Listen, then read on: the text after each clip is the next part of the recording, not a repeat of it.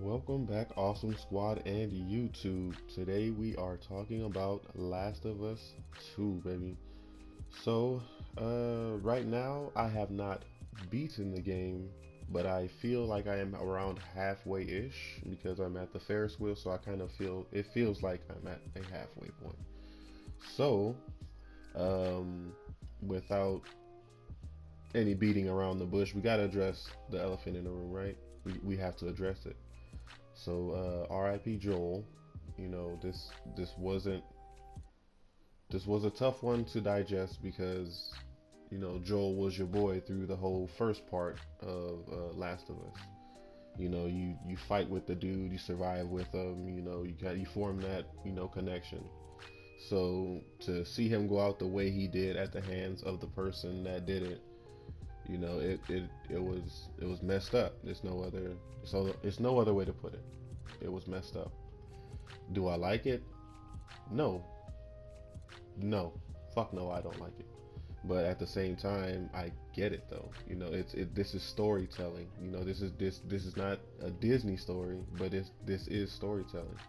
You know, um, whether I would have liked certain things to go certain ways, yes, but the world they live in, they were doing too many things for them not to have anything bad happen to them. They were already in these shoes, living this life, so the bad is coming. You've crossed too many people, you've taken too many lives for nothing to happen to you. So, you live by the gun, you die by the gun.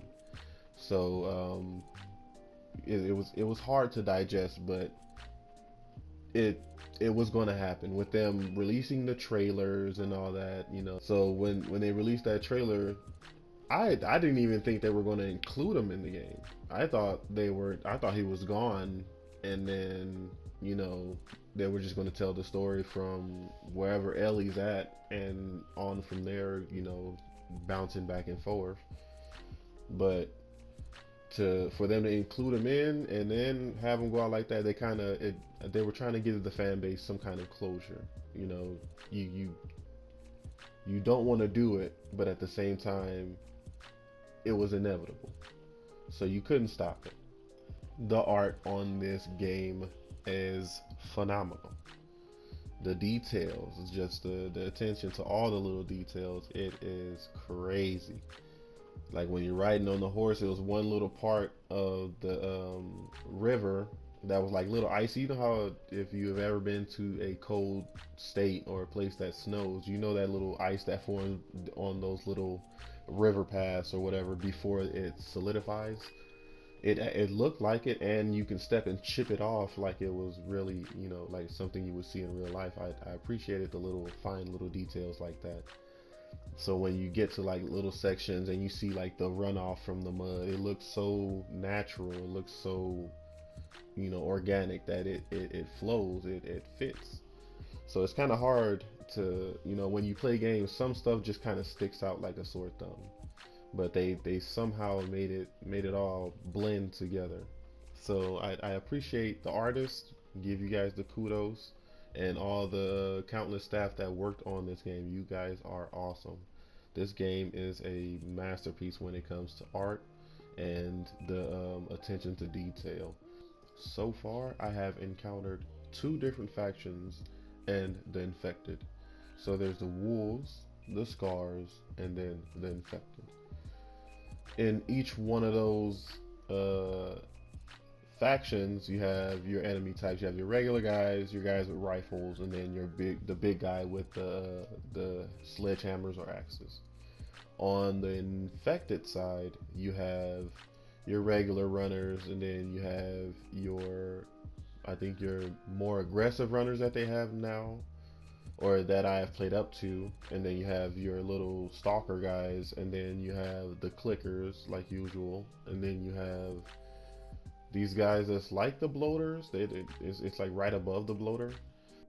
For right now, I have been enjoying the variety in between the gunplay and the melee elements. It's all been a fun roller coaster. So another thing I did notice was in between Ellie and then what's her face. You know, from now on, she will be referred to as what's her face. But yeah, in between the two, they have a different set of weapons. So for Ellie, she got the proximity grenade, and she gets the stun grenade and the Molotov. She also gets the sniper rifle, the pistol, the revolver, and what is that? The bow, your regular bow and arrow. And her shotgun is semi-automatic, meaning she can have, I think, 5 or 6 bullets, depending on if you extend the mag. Because I think I extended mine and it went up to 5 or 6. I forget. You can get different ammo types for your shotgun and your bow, and you can also put different scopes on your bow. I haven't tried it on. I'll get to the crossbow. Different types of ammo that you can put on the shotgun, which would be the incendiary bullets. So for the bow and arrow, you would get explosive tip arrows. For your pistols, you would get your silencers, and then for your sniper rifles, you would get scopes. On to the next character. Her name is What's Her Face, and she will be forever What's Her Face from here on out. She gets a marksman rifle, double barrel shotgun, crossbow, pistol, and a hunting pistol. Along with that goes her lethal and non-lethal explosives.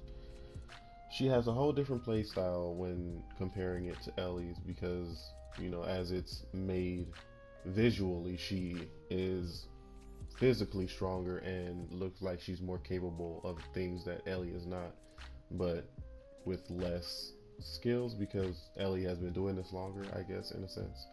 So the only thing left to talk about now would be multiplayer. When the first one dropped and it had multiplayer with it, people played through the story, you know, not thinking too much of the multiplayer, because this is Naughty Dog. They made the multiplayer for Uncharted.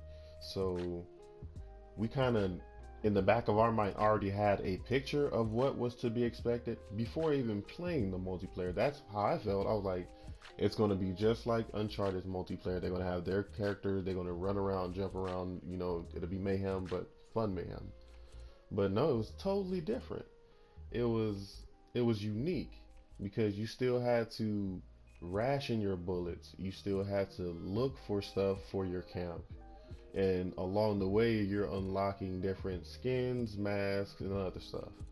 But the real trophy was the skull mask. Come on now, be honest. We all were chasing that skull mask. And so, in order to do certain stuff, you know, the multiplayer got you so wrapped up that you were doing things efficiently. On top of that, it was a fun game to play. So they were hitting all the right strides and all the right chords, because you couldn't just sit in one spot and, you know, camp, snipe. You could, but if you missed your few snipes, you're out of bullets. You got to move up now, and you're in the territory of your enemy now. So it worked out differently than how people expected when it came to their multiplayer. So when I think they broke their silence a little while back on the whole topic or issue of their multiplayer not shipping with the game. So they ended all the, you know, the comments or the negative stuff by telling the public that they were going to release the multiplayer later on down the line and call it, I think it was going to be called Factions. So if, you know, if implemented properly, this would be a thing of gold. Because man, oh man, I can only imagine, you know, this whole city just nothing but just a multiplayer. Like, that would be crazy. So, you know, that's wishful thinking. That's here nor there. But once again, you know, get out there and play these games. You know, have fun. You know, build your own opinions before, you know, we lay judgment. You know, because you could be missing out on a good game just because somebody else told you that it was boring because of what they heard, or, you know, gave you some kind of negative feedback because of what they heard. You know, make your own opinion. At the end of the day, that's what it's all about. So we have reached the end of another video. If you enjoyed, don't forget to like and subscribe. Comment down below if you want to see more content like this, or if you'd like to see anything else. Once again, this is Awesome Rock signing out.